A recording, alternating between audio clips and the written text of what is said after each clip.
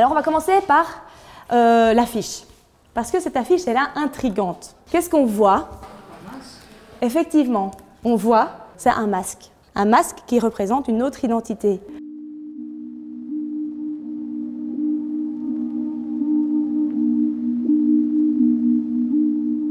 Notre cerveau, au premier regard, se fait tout de suite une idée des personnes. Et donc, on va faire un petit exercice. À qui tu ferais le plus confiance dans les 5 personnes que tu vois là? Au premier regard. La dernière? Hop. L'exposition Fake Images, elle questionne vraiment à partir des stéréotypes et des préjugés et elle outille surtout les jeunes à avoir un esprit critique de par comment finalement il fonctionne et comment notre cerveau humain organise, structure et classe tout un chacun. Cette personne-là, elle s'appelle Leslie Van Houten et à 17 ans, elle va commettre 2 meurtres.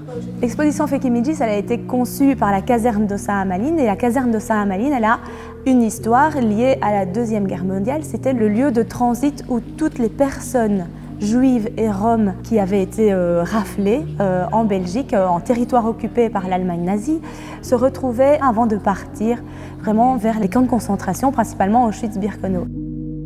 Les affiches de propagande qu'on voit derrière nous, elles sont comment? Décrivez-les-moi de manière générale. À première vue, oui, on voit que c'est des affiches qui sont quand même assez colorées et qui font vraiment appel à l'œil. On voit dans la rue, les couleurs, elles sont pas aussi vives que sur les images, donc du coup, d'office, quand on marche, on la voit à l'affiche. Elles ont des codes qui sont très simples. Celle-ci déjà, derrière tout le juif, c'est le principe du slogan. Quand on discute avec des gens de stéréotypes, etc., de fausses news, fausses images, comme les termes qu'on a pu utiliser, les personnes ont plus tendance à dire que c'est d'actualité, comme j'ai dit avec les réseaux sociaux, alors que pas du tout, c'était des propagandes de l'époque aussi. Et de l'autre côté, on représente une famille. Comment vous la voyez? Très laide.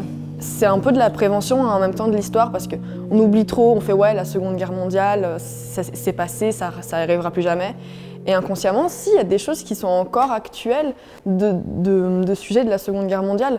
Donc c'est très important de ne pas oublier et de nous faire venir à ce genre d'exposition. Je vais vous montrer une série de photos, 10 secondes par photo. Ensuite, on va remontrer des photos et je vais vous demander est-ce que c'est une vraie photo, est-ce que c'est une fausse. L'activité que j'anime auprès des étudiants consiste à une initiation à la génération d'images via l'intelligence artificielle, avec un regard un peu critique sur les stéréotypes qui peuvent être véhiculés par les images générées. Il n'a pas l'air vrai ce monsieur, hein. Pas net ce gars. Hein. Celle-ci qui pense que c'est une vraie photo, 2 personnes qui pensent que c'est une vraie photo. Ah, là de nouveau, il y a beaucoup de mains levées, elles sont toutes fausses. Ça va? Le premier objectif, c'est qu'on les initie à une technique pour produire des images à partir de textes, de phrases, de mots. Ce qui, en termes de création d'images, est un peu révolutionnaire, quoi, pour ceux qui sont photographes, ou qui sont dessinateurs, ou qui font de la peinture.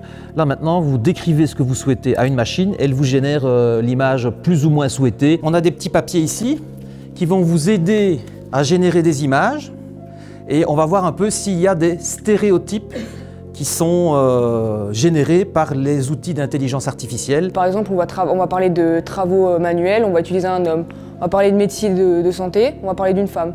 Et c'est utilisé depuis l'époque avec les affiches également, donc je trouve que ça relie pas mal et qu'on n'a pas forcément évolué là-dessus non plus. Vous allez pouvoir retester la même phrase, le même prompt dans un autre outil et vous voyez si l'outil fonctionne différemment. Ici, aujourd'hui, pour des étudiants en infographie, ce serait malhonnête de ne pas les initier à ce type d'exercice parce que leur métier va être impacté aussi. Moi, j'ai eu des jeunes qui m'ont interpellé sur l'inquiétude de leur métier. Et moi, en tant que prof, j'entends ça et je me dis, tiens, qu'est-ce qu'on peut faire pour les rassurer ou pour les armer et les former au métier de demain par rapport à l'intelligence artificielle.